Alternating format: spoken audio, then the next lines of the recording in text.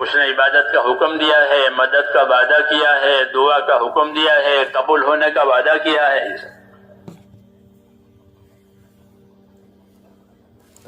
عبادت کا حکم دیا اور مدد کا وعدہ کیا، دعا کرنے کا حکم دیا اور قبول کرنے کا وعدہ کیا کہ اللہ سے مانگو، عبادت کر کے مانگو، اطاعت کر کے مانگو، ہاں اسے کہ اس سے اللہ تعالیٰ رحمتوں کے حالات لاویں گے۔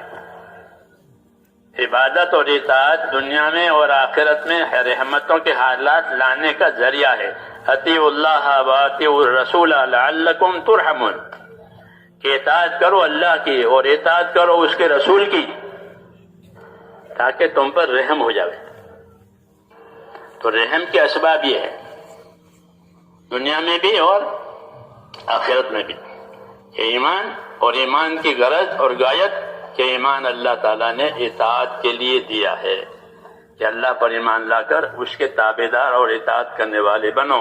وما ارسلنا من رسول الا لیطاع باذن اللہ، کہ ہم نے جب کبھی دنیا میں کوئی رسول بھیجا ہے تو اس کے بھیجنے کی کوئی وجہ نہیں سوائے اس کے کہ وہ اللہ تعالیٰ کے بندوں کو اللہ کی اطاعت کی طرف لاوے،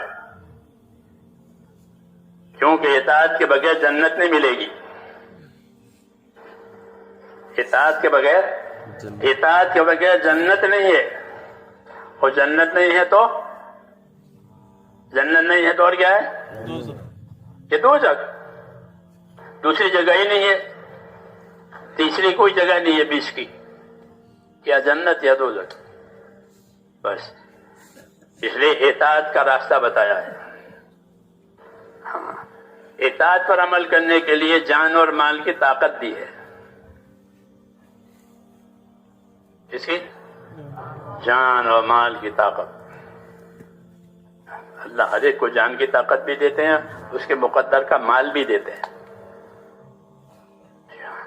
یہ دونوں چیزیں اطاعت کرنے کے لیے اصل میں دی ہے، نافرمانی کرنے کے لیے کوئی نعمت نہیں دی ہے، اور نافرمانی کرنے کی کوئی جگہ بھی نہیں ہے زمین میں۔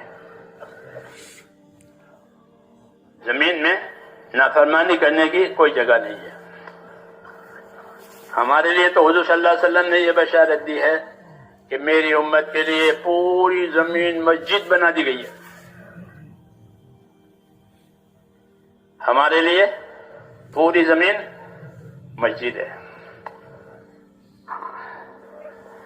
یہ تو ایک بات ہوئی، پھر مسجد کیا چیز ہے؟ مسجد کیا چیز ہے؟ تو یوں کہیں کہ مسجد جو ہے وہ آخرت کے بازار ہیں۔ آپ کتابیں پڑھو گے تو میں نے کہا کہ مسجد کیا ہے؟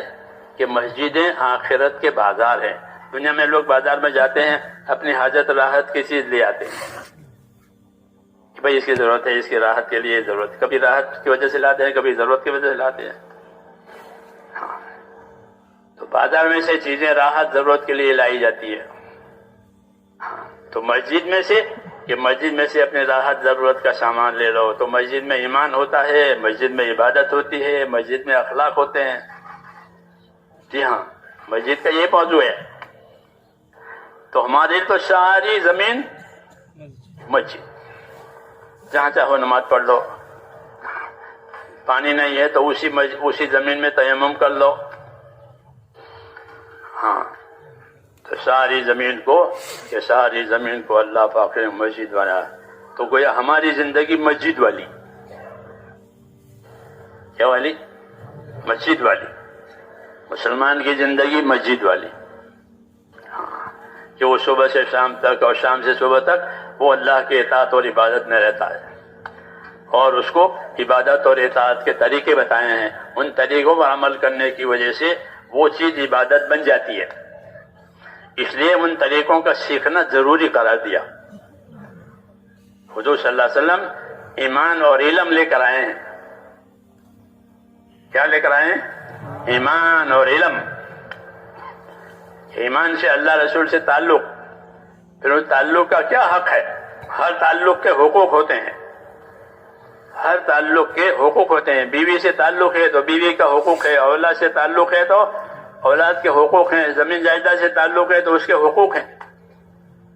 ہر تعلق حقوق مانگے گا.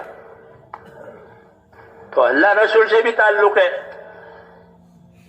کہ ہاں کہ اللہ کی عبادت کی جائے گی اور رسول صلی اللہ علیہ وسلم کی تابعداری کی جائے گی اس عبادت میں. یہ حق ہے. حضرت معاذ رضی اللہ تعالیٰ عنہ سے حضور نے پوچھا کہ معاذ آپ کو معلوم ہے اللہ کا کیا حق ہے؟ کہ مجھے کیا معلوم، آپ بتائیں گے. ہاں تو فرمایا کہ اللہ کا حق یہ ہے کہ اسی کی عبادت کی جائے گی، اس کے ساتھ کسی کو شریک نہیں کیا جائے گا. تو زندگیوں کو عبادت بنانا اور اپنی رہائش کو مسجدیں سمجھنا، جی ہاں، تاکہ اس سے آخرت بنے.